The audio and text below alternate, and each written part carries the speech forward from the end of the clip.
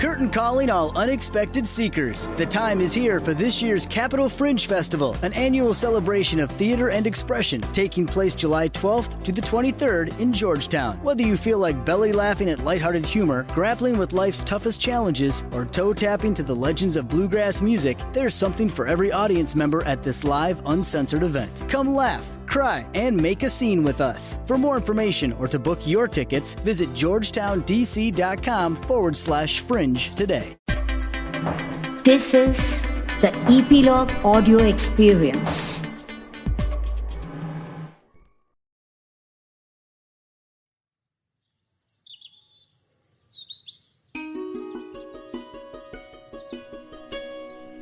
आज की कहानी, कैसे हुआ कृष्ण का जन्म, किस तरह सुरक्षित रह पाए, सुनते हैं कान्हा की मस्ती भरी कहानियों की अगली कड़ी, कृष्ण का जन्म।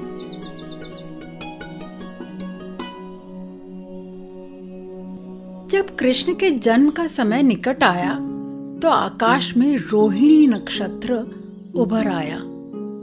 रोहिणी यह सितारा केवल शुभ अवसरों पर ही चमकता है।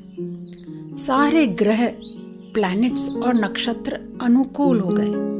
नदियां जल से भरी हुई थी। सरोवरों में कमल के फूल खिले हुए थे। जंगल में पशु पक्षी गा रहे थे। सुंदर मोर और मोरनियां नाच रहे थे। वायु अपने साथ सुगंधित फूलों की महक फैला रही थी। मधुर संगीत की लहरी पर अप्सराएं, फेरीज और देवता नाचने लगे।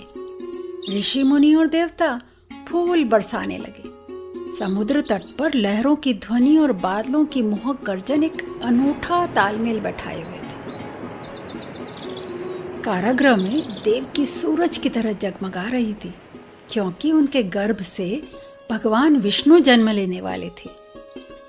जो ही अष्टमी को आधी रात को कृष्ण का जन्म हुआ, पृथ्वी भगवान के जन्म का समाचार सुनकर खुशी से झूम उठी। वासुदेव अपनी 8वीं संतान को देखकर मंत्रमुग्ध हो उठे। वह बालक जो भगवान विष्णु का अवतार थी, उसके 4 भुजाएं थी, 4 हाथ, जिसमें शंख, चक्र, गदा और कमल का पुष्प धारण किए हुए थे। पीतांबर धारण किए हुए बालक चमकीले सांवले बादल की तरह लग रहा था, जिसके सर पर सुंदर घुंघराले बाल थे। पूरे शरीर पर कुंडल और अन्य आभूषण पहने हुए इस नवजात बालक के अद्वितीय रूप को देखकर वासुदेव आश्चर्यचकित थे। वे बार बार इस बालक को निहार रहे थे और सोच रहे थे कि इस शुभ वेला को कैसे मनाएं। किंतु कारागृह में बंदी होने के कारण कुछ भी नहीं किया जा सकता था। मगर जैसे ही उन्हें विश्वास हो गया कि भगवान ने उनके पुत्र के रूप में ही जन्म लिया है, उन्होंने हाथ जोड़कर उनकी प्रार्थना की।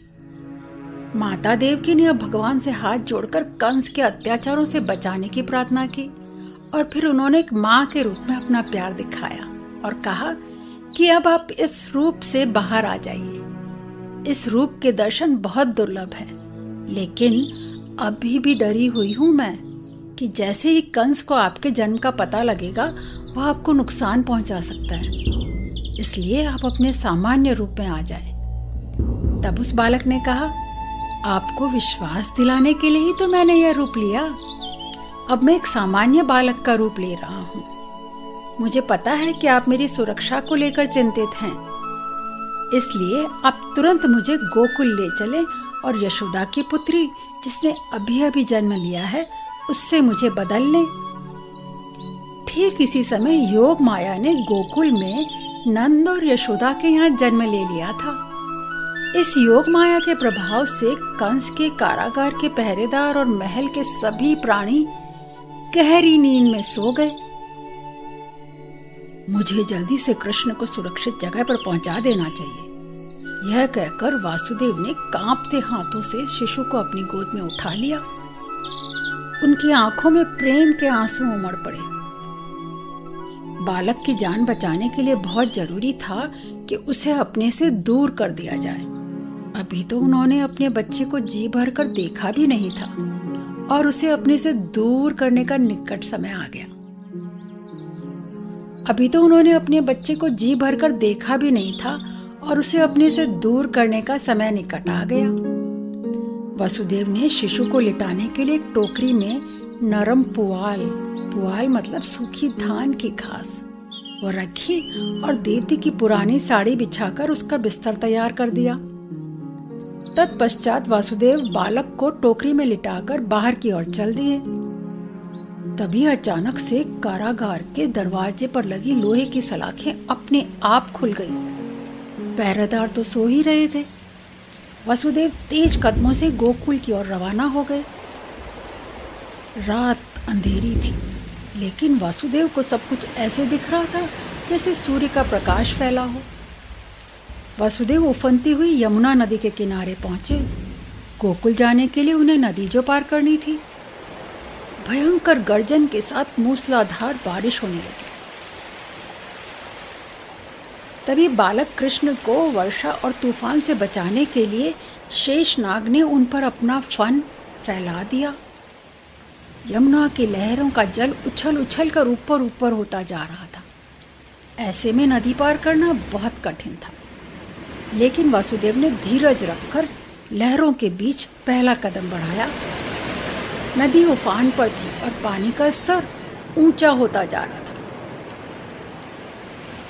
लेकिन ज्यों ही लहरों ने कृष्ण के पैरों को छुआ, पानी का स्तर अपने आप नीचे उतर गया। नदी के बीच एक रास्ता बन गया। वर्षा रुक गई और वासुदेव गोकुल के मुखिया नंद के महल की ओर बढ़ते चले गए। उन्होंने सोचा, अगर नंद के महल के दरबानों ने मुझे और मेरे पुत्र को साथ में देख लिया तो। लेकिन नंद के महल में पहुंचकर उन्होंने देखा वहां भी सारे दरबान गहरी नींद में सो रहे थे। वासुदेव ने सोते हुए दरबानों को पार किया और उस कक्ष में पहुंच गए जहां यशोदा ने कन्या योग माया को जन्म दिया था। वसुदेव ने सावधानी से उस कन्या की जगह अपनी बालक को सुलाया और उस कन्या को अपनी टोकरी में रखा और तुरंत मथुरा की ओर चल पड़े। शीघ्र ही वासुदेव कारागार में पहुंच गए। देवकी गहरी नींद सो रही थी। उन्होंने देवकी के पास कन्या को सुला दिया। इसके साथ ही कारागार के सारे दरवाजे अपने आप बंद हो गए। सभी दरबान जाग गए। देवकी ने नवजात बच्चे की आवाज सुनकर आंखें खोली। जो कुछ कृष्ण के जन्म के समय हुआ उन्हें कुछ भी याद नहीं था। पहरेदारों ने एक बच्चे की किलकारियों की आवाज सुनते ही शोर मचा दिया। मथुरा के दुष्ट राजा कंस को तत्काल देवती की 8वीं संतान के जन्म होने की सूचना भेजी गई। जब कंस को यह समाचार मिला तो वह दौड़ता हुआ आया और गरजते हुए बोला, 8वीं संतान कहाँ है? देवकी ने विनती की, भैया यह तो नन्ही सी बच्ची है। यह आप जैसे बड़े राजा का क्या नुकसान कर सकती है?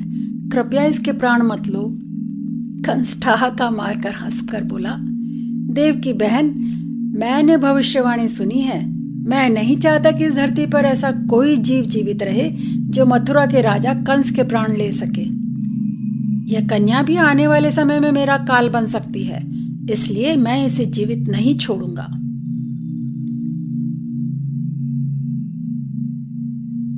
दुष्ट कंस उस बच्ची योग माया को उठाकर जोर से गरजा, तुझे मरना ही होगा।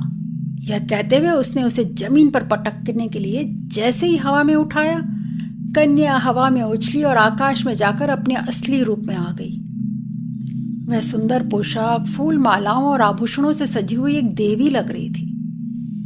वह देवी योग माया थी, जिसे भगवान विष्णु ने कंस को चेतावनी देने के लिए धरती पर भेजा था।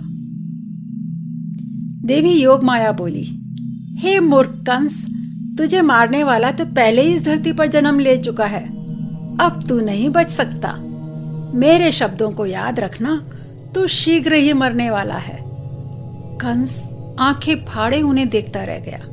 योग माया हंसी और शीघ्र ही आकाश में ओझल हो गई। योग माया के ओझल होने के बाद सब कुछ सामान्य हो गया। कंस अपने दरबारियों और दरबानों सहित आश्चर्यचकित होकर खड़ा था। वह समझ ही नहीं पाया कि अचानक यह सब क्या हो गया।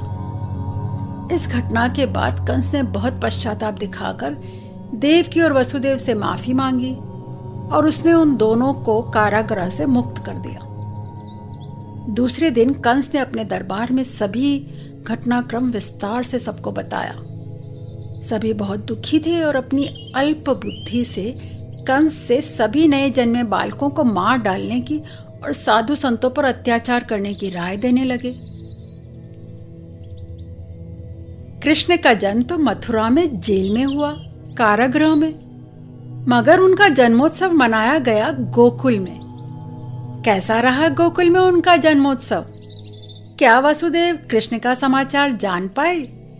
जानने के लिए हम सुनेंगे हमारी अगली कड़ी कान्हा की मस्ती भरी कहानियों में। और हाँ, आपको जरूर इस कहानी में भी अपना फेवरेट सीन मिल ही गया होगा, तो उसे कलर करके भेजें। मुझे पता है आपको बहुत मजा आ रहा है और इसी के साथ आप अपनी भी एक creative art book on Krishna तैयार कर रहे हैं। करोगे ना?